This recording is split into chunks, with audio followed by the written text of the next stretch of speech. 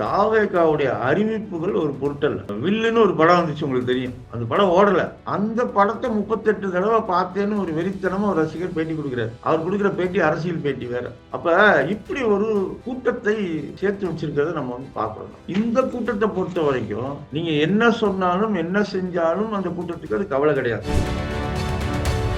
எடப்பாடியாருடைய பிரச்சார வாகனத்துல ஜெயலலிதா படம் தான் முன்னாடி இருக்கும். இப்ப அந்த படத்தை எடுத்துட்டு மோடி படத்தை வச்சுதான் வாக்கு சேகரிக்க ஆரம்பிச்சிருக்காரு. முத நாளே அப்படித்தான் மோடியுடைய படத்தோட தான் அவரு போறாரு. இந்த மோடி தமிழ்நாட்டுக்கு பிரச்சாரத்துக்கு வருவார். இந்த அதிமுக அறிவிச்சிருக்க இந்த இலவசங்களுக்கு எதிராக பேசுவாரா இல்லை ஆதரவாக பேசுவாரா?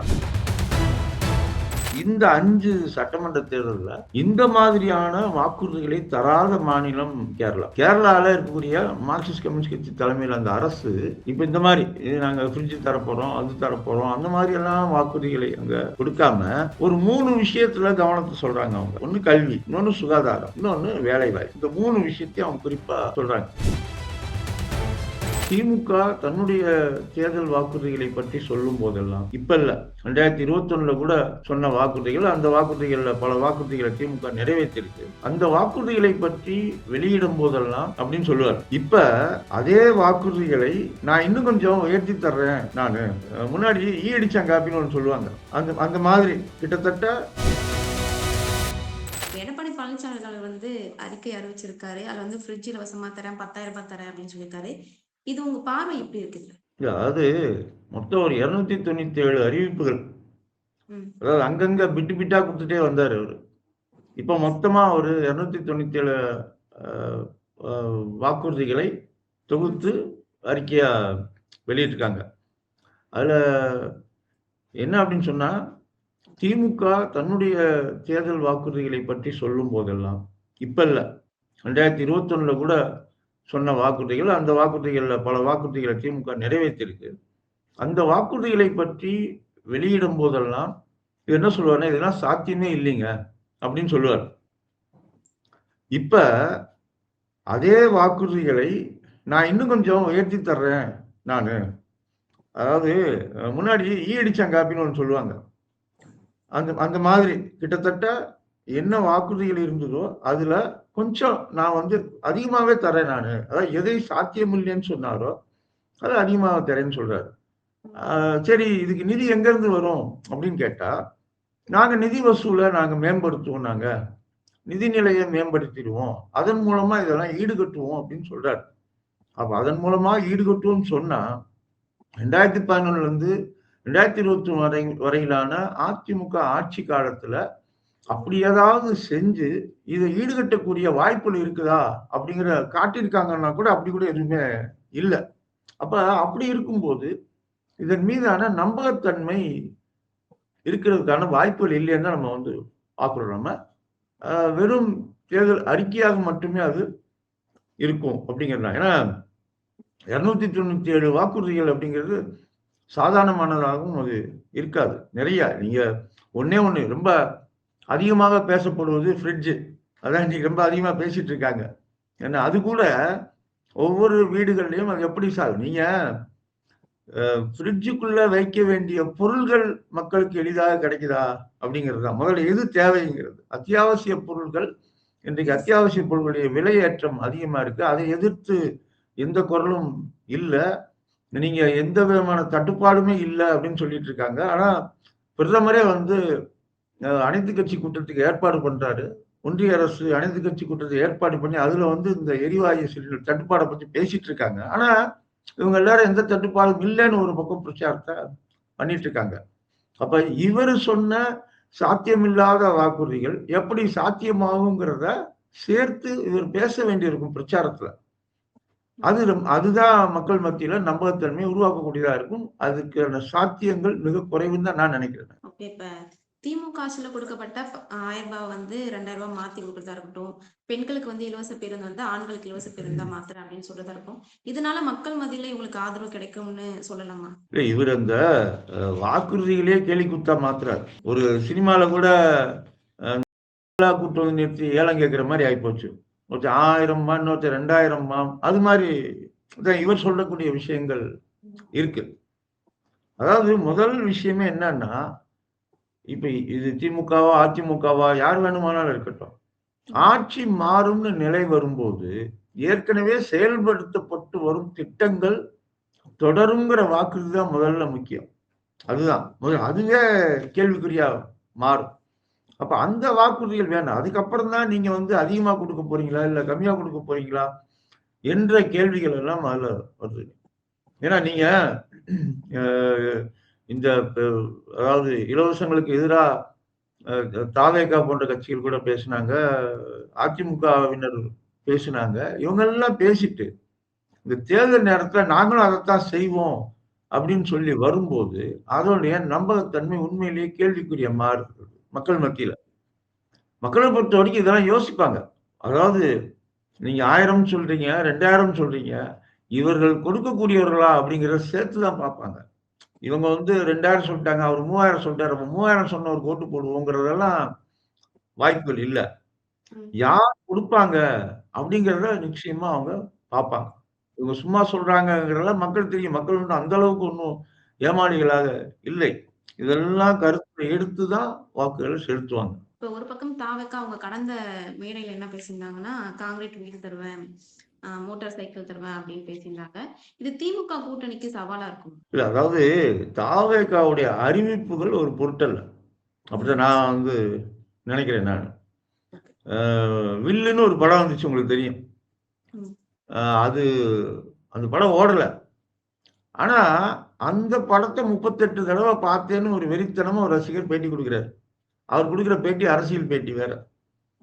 அப்ப இப்படி ஒரு கூட்டத்தை சேர்த்து வச்சிருக்கிறத நம்ம வந்து பார்க்கிறோம் நம்ம. இந்த கூட்டத்த பொறுத்தவரைக்கும், நீங்க என்ன சொன்னாலும், என்ன செஞ்சாலும் அந்த கூட்டத்துக்கு அது கவல கிடையாது. ம். நான் இதான் உதாரணத்துக்கு வில்லு படம்னு சொன்னேன் நானு. விஜய் ரசிகருக்கே பார்க்க சகிக்காத படத்த ஒருத்தர் 38 தடவ பார்த்திருக்காருன்னா பார்த்துக்கோங்க. அதனால இது அந்த கூட்டம் இது. பெரிய கூட்டம் திரளுது. நிச்சயமா ஓட்டு விழும். அது வேற. ஏன்னா ஒரு கணிசமான ஓட்டும் அவங்களுக்கு விழத்தான் போகுது. நீங்க என்ன சொன்னாலும், என்ன சொல்லலைனாலும் அந்த ஓட்டு விழும். ஆனா, பிரச்சனை எங்க அப்படின்னு சொன்னா, இந்த தேர்தல் முடிவுகளுக்கு பிறகு, இந்த ரசிகர் கூட்டம் முதிர்ச்சி அடையுமா? அப்படிங்கிறது தான் நம்ம முன்னாடி இருக்கக்கூடிய கேள்வி. முதல்ல அதுதான் தாவேகாவுக்கு முன்னாடி இருக்கக்கூடிய சவால். அப்புறம் தான் தாவேகா திமுகவுக்கு சவாலா இருக்குமா? அதிமுகவுக்கு சவாலா இருக்குமாங்கிறதெல்லாம் அதற்கு பிறகு. தொகுதிகள் வெற்றி, எவ்வளவு வாக்குகள் வாங்குறாங்க, அதெல்லாம் தாண்டி பேசப்பட வேண்டிய விஷயம் என்ன அப்படின்னு சொன்னா, இப்படி ஒரு ஆயிரக்கணக்கான இளைஞர்கள் அ முன்னாடி திரண்டிருக்காங்க. ரசிகர்களாக திரண்டிருக்காங்க. அதுக்கப்புறம் அவர்கள் உண்மையிலேயே அரசியல் ஊழியர்களாக, அ மக்களை அரசியல் ரீதியா திரட்டக்கூடியவர்களாக மாறுவார்களா? அப்படிங்கிறது இந்த தேர்தல் முடிஞ்ச பிறகு அது தெரியும் நமக்கு.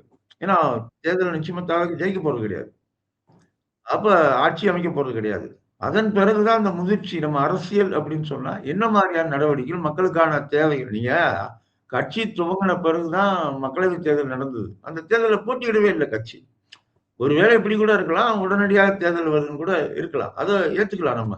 ஆனா, அதன் பிறகு இடைத்தேர்தல் நடந்தது. அதிலயும் நிக்கல. இப்ப சட்டமன்ற தேர்தல்ல நிக்கிறாங்க.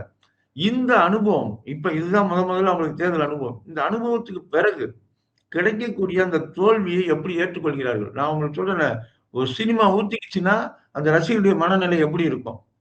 அதே தான் இங்கேயும். அடுத்த படம் வர்ற வரைக்கும் காத்திருப்பாரு. ஆனா பொதுவா இந்த பெரிய நடிகர்கள் படமெல்லாம் 1 வருஷம் ஆகும் அடுத்த படம் வர்றதுக்கு. அந்த 1 வருஷம் 2029 தேர்தல் வரைக்கும் இந்த ரசிகர் கூட்டம் தாக்கு பிடிக்குமா? அது தாவேகா முன்னாடி இருக்கக்கூடிய சவாலா நம்ம வரும். நிச்சயமாக இந்த விவாதம் தேர்தலுக்கு பிறகு நிச்சயமா நடக்கும். ஒருவேளை முதிர்ச்சி பெற்றால் அந்த கட்சி தொடரும். அது வேற. அதெல்லாம் நடக்கும். ஒரு சிறிய கட்சியாவோ, பெரிய கட்சியாவோ அந்த கட்சி நிச்சயமாக தொடரும். ஆனால் அந்த ரசிகர் கூட்டத்துக்கு முதிர்ச்சி வருமா? அந்த சவாலை அவர்கள் எப்படி எதிர்கொள்ளப் போகிறார்கள்? அப்படிங்கிறது தான் கேள்வி. இப்ப முக்கியமா என்டிஏ பொதுக்கூட்டத்துல வந்து பிரதமர் சொல்லியிருந்தாரு, இலவசம் குடுக்கறதெல்லாம் வந்து மக்கள கவர பாக்குறாங்க அப்படின்ட்டு. இப்ப அதிமுக வந்து இத்தன இலவச திட்டங்கள அறிவிக்கிறாங்க. இத எப்படி செயல்படுத்த போறாங்க? அதாவது இந்த இலவச திட்டங்களுக்கு எதிராக மிகவும் வெளிப்படையா கருத்து தெரிவிச்சவங்கள்ல பிரதமர் மோடியும் ஒண்ணு. எடப்பாடியாருடைய பிரச்சார வாகனத்துல ஜெயலலிதா படம் தான் முன்னாடி இருக்கும். இப்ப அந்த படத்த எடுத்துட்டு மோடி படத்த வச்சு தான் வாக்கு சேகரிக்க ஆரம்பிச்சிருக்காரு. மொத நாளே அப்படித்தான் மோடியுடைய படத்தோட தான் அவரு போறாரு. ம். இந்த மோடி தமிழ்நாட்டுக்கு பிரச்சாரத்துக்கு வருவார். அப்ப இந்த அதிமுக அறிவிச்சிருக்க இந்த இலவசங்களுக்கு எதிராக பேசுவாரா?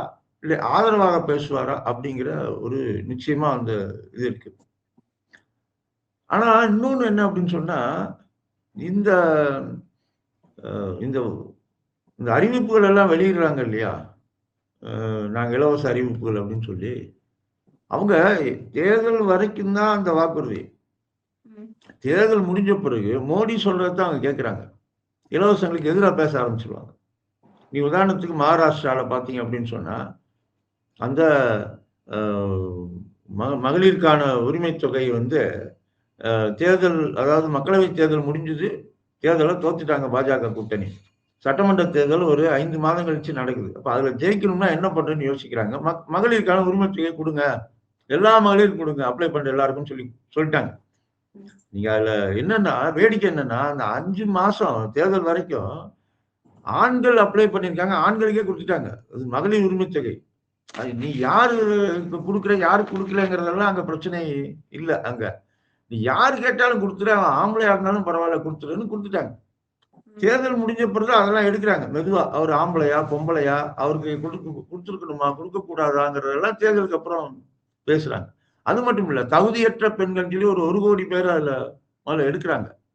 இப்ப என்னன்னா, பட்ஜெட்ல பணம் ஒதுக்கல அப்டின்னா அவங்களுக்கு போய் சேராது. அதாவது தகுதியற்றவளும் 1,00,00,000 பேர ஒதுக்கியாச்சு. இன்னொரு ஒரு 1,00,00,000 பேர் இருக்காங்கன்னா, அந்த 1,00,00,000 பேருக்கு குடுக்குறதுக்கான பணம் ஒதுக்கலன்னா அவங்களுக்கு குடுக்க போறது கிடையாது. எப்ப ஒதுக்குவாங்க? எப்ப குடுப்பாங்க? தெரியாது. அதனால இந்த இலவசங்கள்னு பொதுவாவே தேசிய ஜனநாயக கூட்டணிய பொறுத்தவரைக்கும் வெறும் அறிவிப்புகள் தான். அது தேர்தல்ல ஜெயிக்கிறதுக்கான அறிவிப்புகள். அதுல பல்வேறு வழிமுறைகள் அவங்களுக்கு இருக்கு. நீங்க இப்ப இந்த வாக்காளர் திருத்த பட்டியல் அது இதுன்னு நெறைய இருக்கு. மேற்கு வங்கத்துல ஒரு மிகப்பெரிய போராட்டம் நடந்துட்டு இருக்கு. அந்த போராட்டத்துல இப்ப பார்த்தீங்கன்னா, ஒரு 17,00,000 பேர நீக்கப்பட்ட 17,00,000 பேர மறுபடியும் சேர்ப்பதற்கான வேலை நடந்திருக்கு. இன்னொரு 13,00,000 பேர வெளியேத்திருக்காங்க. இன்னொரு 28,00,000 பேர் காத்துட்டு இருக்காங்க. இப்படியெல்லாம் நெறைய அதையெல்லாம் தாண்டி அவர்களுடைய அந்த அறிவிப்பு அவர்களுக்கு தேவைப்படுது. அப்படியும் ஜெயிக்க முடியாதுன்னு ஒரு நம்பிக்கை. 20,00,000, 30,00,000 வாக்காளர்களை நீக்கிவிட்டால் கூட, நம்மால் ஜெயிக்க முடியாதுங்கிறனால தான், இந்த மாதிரியான போலி வாக்குறுதிகள் எல்லாம் அவங்க குடுக்கிறத நம்ம பார்க்கிறோம். இப்ப முக்கியமா பார்த்தோம்னா, நீட் தேர்வு என்னாச்சு? ஏன்னா, அதிமுக ஆட்சி காலத்துல தான் நீட் தேர்வு வந்து கட்டாயமாக்கப்பட்டது. ஆனா, இந்த தேர்தல் அறிக்கையில அத பத்தி பேசவே படலையே. இல்ல, அதாவது நீட்டை ரத்து செய்வோம்னு திமுக குடுத்த வாக்குறுதிய பற்றி நெறைய பேர் கேள்வி கேட்கிறாங்க. நீட்டை ரத்து செய்வோம் திமுக குடுத்த வாக்குறுதிக்கு திமுக என்ன பண்ணணுமோ அத பண்ணுது. ஓகே. அவங்களுடைய அதிகாரத்துக்கு உட்பட்டது என்ன அப்படின்னு சொன்னா, இங்க சட்டமன்றத்தில தீர்மானம் இயற்றுவது, அதை ஒன்றிய அரசுக்கு அனுப்பி வைப்பது. அதன் மீது அதாவது இந்த கல்விங்கிறது பொதுவாக மாநில பட்டியல்ல இருந்தது. அது பின்னாடி அதை பொதுப்பட்டியலுக்கு மாத்துறாங்க. அதாவது 2 பேருக்கும் சேர்ந்த பட்டியல்ல மாத்துறாங்க. கன்கரண்ட் லிஸ்ட்க்கு மாத்துறாங்கன்னு வச்சுக்கோங்களேன். அந்த லிஸ்ட்ல மாறுன பிறகு கூட, மாநிலத்தின் கருத்து அதை எடுத்துக்கொள்வது மத்திய அரசுடைய கடமைங்கிறது தான் அந்த இடத்துல. அப்ப அவங்க இதுல இந்த அதாவது மக்களால் தேர்வு செய்யப்பட்ட மாநில அரசுடைய அந்த கருத்த அவங்க எடுத்துட்டு இருக்கணும். அப்ப எடுத்துக்காதது யார் அப்படின்னு சொன்னா, ஒன்றிய அரசு. இந்த ஒன்றிய அரசு பாஜக தலைமையிலான அரசு. அந்த அரசோடு கூட்டணியில இருக்கக்கூடிய அதிமுக இந்த நீட் விலக்குக்கு என்ன பண்ணாங்க? அப்படிங்கிறது தான் இங்க கேள்வி. அந்த அதிகாரம் யார் கையில இருக்கு? அது பாஜக கையில இருக்கு. அப்ப அவங்களோட சேர்ந்து இருக்கக்கூடிய அதிமுக அதாவது நீட் வேணுமா? வேண்டாமான்னா அதிமுக வேண்டாம்னு சொல்லுது. அப்ப வேண்டாம்னா, அதை ரத்து செய்வதற்கு அதிமுக என்ன செய்ததுங்கிற கேள்வியா இருக்கு. இப்ப நீங்க திமுக ஒருவேளை ஒன்றிய அரசுல, ஒன்றிய பாஜகவோட கூட்டணி கட்சியா இருந்து, இங்க மாநிலத்தில ஆட்சியில இருக்கு அப்படின்னு சொன்னா, திமுகவை எதிர்த்து கேள்வி கேட்கலாம். நீங்க சொன்னீங்களே, ஏன் ரத்து பண்ண மாட்டேங்கிறீங்க? உங்க கூட்டணி கட்சி தானே அங்க இருக்கு. ஆனா கூட்டணி கட்சி ஆட்சி யாரோடது இருக்கு அப்படின்னு சொன்னா, அதிமுகவுடைய கூட்டணி கட்சி அங்க இருக்கு. நீங்க இப்ப கூட தமிழ்நாட்டுல திரும்ப திரும்ப சொல்றது என்னன்னா, தேசிய ஜனநாயக கூட்டணி அதுல அதிமுக தலைமையிலான தேசிய ஜனநாயக கூட்டணி. அப்ப தேசிய ஜனநாயக கூட்டணி அரசு தான் ஒன்றியத்துல இருக்கு. அப்ப இந்த ரத்து செய்திருக்க வேண்டுமா? வேண்டாமாங்கிற கேள்வியை யார் முன்னாடி எழுப்ப வேண்டியிருக்குன்னா, அதிமுக முன்னாடி தான் எழுப்பணும். நீங்க சொல்லப்போனா அவரு திரும்ப திமுக முன்னாடி எழுப்பிட்டு இருக்காரு அவரு. நீட் வேண்டாம் அப்படிங்கிறத. நீங்க இந்த இடத்துல தமிழ்நாடு அரச பொறுத்தவரைக்கும், ரொம்ப எதார்த்தமா அந்த விஷயத்த கையாளுறாங்கங்கிறது நம்ம பார்க்கிறோம். எப்படின்னா, இதுல 2 விஷயம் இருக்கு. ஒண்ணு நீட் வேண்டாம் அப்படிங்கிறது. ஒண்ணு. அதுல அது கொள்கை ரீதியான அறிவிப்பு, கொள்கை ரீதியான நடவடிக்கை திமுக அரசு செய்றாங்க. இன்னொரு பக்கம் பார்த்தீங்கன்னா, நீட்டு தான் எதார்த்தம். அதாவது நீங்க வந்து ஒரு ஸ்டூடண்ட் வந்து எம்பிபிஎஸ் படிக்க போணும்னா நீட் எழுதணும். அப்ப திமுக அரசு இங்க என்ன பண்ணியிருக்குன்னா, அரசு பள்ளிகள்ல, மாநகராட்சி பள்ளிகள்ல எல்லாத்துலயும் அந்த நீட் எழுத வேண்டிய மாணவர்களுக்கு தனியாக பயிற்சி குடுக்குது. ரொம்ப முக்கியமான ஒரு விஷயம். நீங்க தான் நீட் எதிர்க்கிறீங்களே, நீங்க எதுக்கு பயிற்சி குடுக்குறீங்கன்னு கேட்க முடியாது. நீட் எதிர்ப்பு வேறு. ஆனா அது எதார்த்தம். நடைமுறையில இருக்கு. அப்ப அதற்கு என்ன செய்வதுன்னு பார்த்து திமுக அரசு அதற்கா இது இது திமுக அரசு. எதிர்கொள்ள வேண்டிய மாணவர்களை அ அதுக்கு பயிற்சிப்படுத்துவதுங்கிறத திமுக அரசு செய்துங்கிறது. இதுதான் ஒரு ஒரு மாநில அரசாக செய்ய வேண்டிய விஷயம். அத அவங்க தெளிவா செஞ்சுட்டு இருக்காங்க. அதிமுகவுடைய குற்றச்சாட்டு இந்த இடத்துல எந்த விதத்திலயும் பொருத்தமில்லாததா நம்ம பார்க்கிறோம். திமுக வந்து மகளிருக்கு இலவச பேருந்து தரேன்னு சொல்றதும், அத தொடர்ந்து அதிமுக வந்து ஆண்களுக்கு இலவச பேருந்து தரேன்னு சொல்றதும், இவங்க வந்து ரூ. 1000 தரேன், நான் வந்து ரூ. 2000 தரேன்ட்டு இப்படி மாத்தி மாத்தி இலவசம் பத்தியே பேசிட்டு இருக்காங்க. இளைஞர்களுக்கு வேலை வாய்ப்பு அப்படின்ட்டு வளர்ச்சி திட்டங்கள பத்தி இந்த 2 கட்சியுமே பேச மாட்றாங்க. இதுல ரொம்ப ஒரு முக்கியமான கேள்வி இது. ம். நம்ம என்ன அப்படின்னு சொன்னா, பொதுவா நீங்க இந்த இடத்துல யார்ட்ட கேட்டாலும், இது எல்லா மாநிலத்திலயும், எல்லா மாநில அரசுகளும், எல்லா கட்சிகளும் அறிவிக்குது, வாக்குறுதிகள் குடுக்குது அப்படின்னு சொல்லிருவாங்க. ரொம்ப ஈஸியா சொல்லிட்டு போயிருவாங்க. ஆனா, இந்த 5 சட்டமன்ற தேர்தல்ல இந்த மாதிரியான வாக்குறுதிகளை தராத மாநிலம் கேரளா. கேரளால இருக்கக்கூடிய மார்க்சிஸ்ட் கம்யூனிஸ்ட் கட்சி தலைமையில அந்த அரசு, இப்ப இந்த மாரி நாங்க ஃப்ரிட்ஜ் தரப்போறோம், அது தரப்போறோம், அந்த மாரி எல்லாம் வாக்குறுதிகளை அங்க குடுக்காம, ஒரு 3 விஷயத்துல கவனத்த சொல்றாங்க அவங்க. ஒண்ணு கல்வி, இன்னொன்னு சுகாதாரம், இன்னொன்னு வேலைவாய்ப்பு. இந்த 3 விஷயத்தையும் அவங்க குறிப்பா சொல்றாங்க. நேத்து வந்த செய்தி கூட என்னன்னா, அந்த அ இந்த இடது ஜனநாயக முன்னணி அரசு உருவாக்குன அந்த டெக்னோ பார்க் கடந்த 5 ஆண்டுகளாக அதுக்கான சர்வதேச அங்கீகாரம் அதுக்கு கிடைச்சிருக்கு. ஏ பிளஸ் ஸ்டேபிளா இருக்குங்கிறாங்க. அதாவது என்ன அர்த்தம்னா, அங்க பாதுகாப்பானதா இருக்கு. பாதுகாப்புன்னு சொல்லும்போது ஏதோ ரொம்ப கட்டடம் சேஃப்டி அத பத்தி அவங்க பேசல. அங்க வேலை பார்ப்பவர்களுக்கு அந்த வேலை பாதுகாப்பானதாக, நிரந்தரமாக அங்க இருக்குது.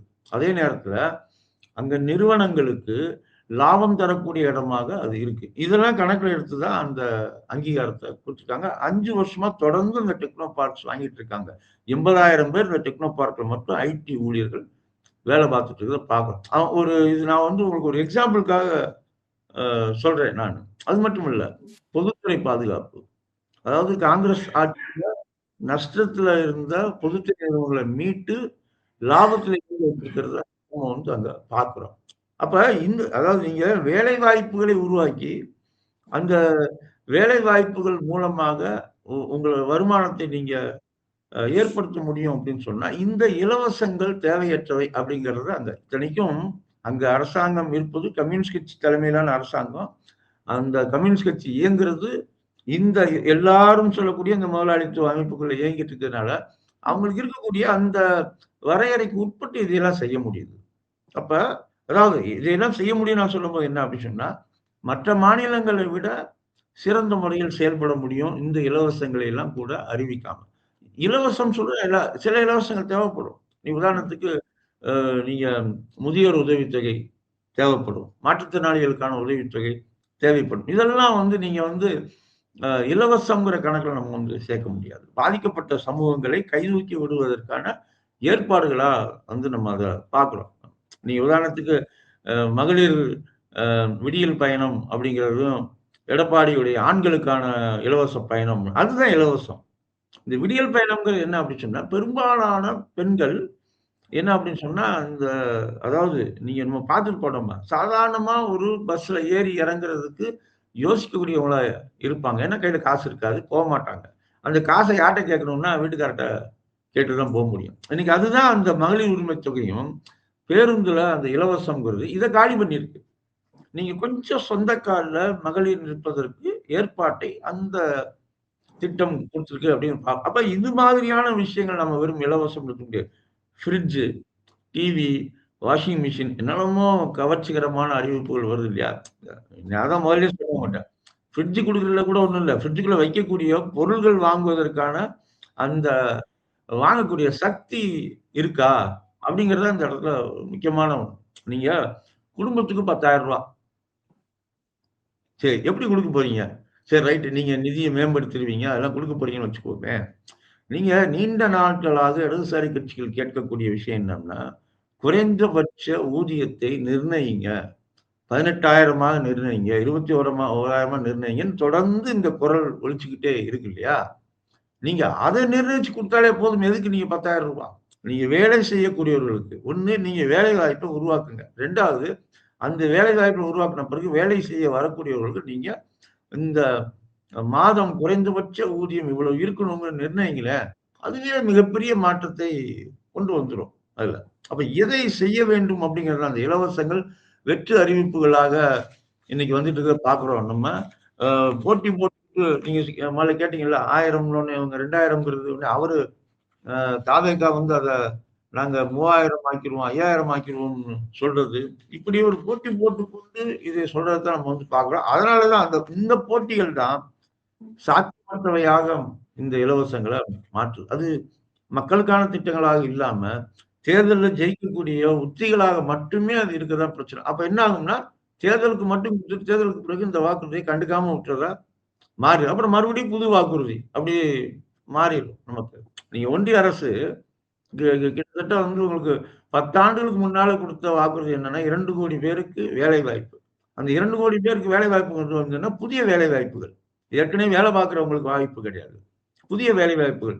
அந்த 2,00,00,000 பேருக்கு வேலைவாய்ப்புகள் உருவாக்கியிருந்தா, அநேகமாக இந்த 10 ஆண்டுகள்ல ஒரு 20,00,00,000 வேலைகள் புதிதாக உருவாயிருக்கு அப்படின்னு சொன்னா, எந்த மாநிலத்திலும் இலவசமே தேவைப்பட்டிருக்காது.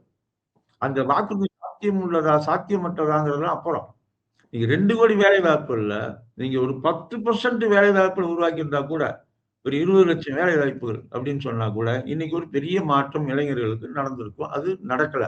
அதனால தான் இந்த இலவசங்கள குடுத்து, இவங்க தங்களுடைய தோல்விகளை மறைப்பதற்கு இந்த இலவசங்கள பயன்படுத்திக்கிறாங்க. எல்லா மாநிலங்களும், எல்லா கட்சிகளும். இதுல கொஞ்சம் வித்தியாசமா நிக்கிறது இடதுசாரி அரசு, கேரளால இருக்கக்கூடிய மார்க்சிஸ்ட் கம்யூனிஸ்ட் கட்சி தலைமையிலான இடது ஜனநாயக முன்னணி கொஞ்சம் இதுல வித்தியாசமா இருக்கிறாங்க. இப்ப இறுதியா எல்லாரும் இருக்கிற ஒரு கொஸ்டின் தான் எனக்கும் இருக்கு. இப்போ ஒருவேளை 2026ல என்டிஏ கூட்டணி வெற்றி பெற்றா யார் முதலமைச்சரா அமர்வாங்க? அதான் உங்க கேள்வி வந்து என்டிஏ கூட்டணி வெற்றி பெற்றால் யார் முதலமைச்சர் அப்படிங்கிறது. அநேகமா எடப்பாடியை தவிர மத்த எல்லாரும் தெளிவா இருக்காங்க. அது எடப்பாடியா இருக்கக்கூடாதுன்னு.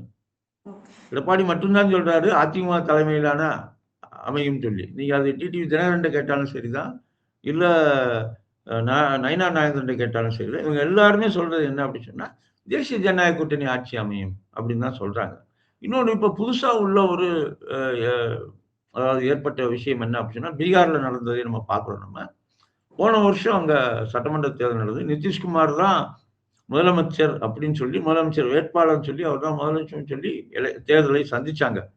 நீங்க முதலமைச்சர் வேட்பாளர், இவர் தான் முதலமைச்சர் அப்படின்னு பேசுனாங்கன்னா, 5 ஆண்டுகளுக்கு அவர் இருக்கணும். வேறு ஏதாவது நடந்தால் ஒழிய, அவரு இருக்காரு அப்படின்னு சொன்னா, அவர் 5 ஆண்டுகளுக்கு அவர முதலமைச்சரா வச்சிருந்துக்கணும் இல்லையா? ஓராண்டு தான் ஆயிருக்கு. அவர இப்ப மாத்துறாங்க. அப்ப இதுதான் ஒருவேளை இங்கேயும் நடக்கலாம்ங்கிற அ ஒரு எண்ணங்கள்லாம், கருத்துக்கள்லாம் வெளிவர ஆரம்பிச்சிருக்கு. அ ஆனா இதுல ஒரு விஷயம் வந்து நம்ம என்ன தெளிவா பார்க்கலாம்னா, அப்படி ஒரு பிரச்சனை பாஜகவுக்கும் சரி, அதிமுகவுக்கும் சரி, தேசிய ஜனநாயக கூட்டணி மத்த கட்சிகளுக்கும் ஏற்படாது. ஏன்னா, தேசிய ஜனநாயக கூட்டணி தேர்தல்ல ஜெயிக்க போறதில்ல.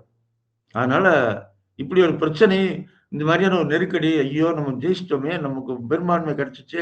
யார முதலமைச்சரா தேர்வு பண்றது? எந்த பிரச்சனையும் கிடையாது. இந்த பக்கம் ஒரு மிகப்பெரிய அணி கிட்டத்தட்ட 26 கட்சிகளை கொண்ட ஒரு மிகப்பெரிய அணி இந்த பக்கம் உருவாயிருக்கு. ஏற்கனவே இந்த புதிய கட்சிகள்லாம் வராமலேயே இந்த அணி ஜெயிக்கிற நிலைமையில தான் இருந்தது. அதனால நீங்க இந்த வெற்றி வாய்ப்பு அவங்களுக்கு இருக்காதுங்கிறது தான் ஒண்ணு. இன்னொன்னு தாவேகா எந்த அளவுக்கு அதிகமான வாக்குகளை வாங்குதோ, அந்த அளவுக்கு அதிகமான வித்தியாசத்துல, அதிகமான சீட்டுகள்ல திமுக கூட்டணி ஜெயிக்குங்கிறது தான் நமக்கு இன்றைய நிலைமை.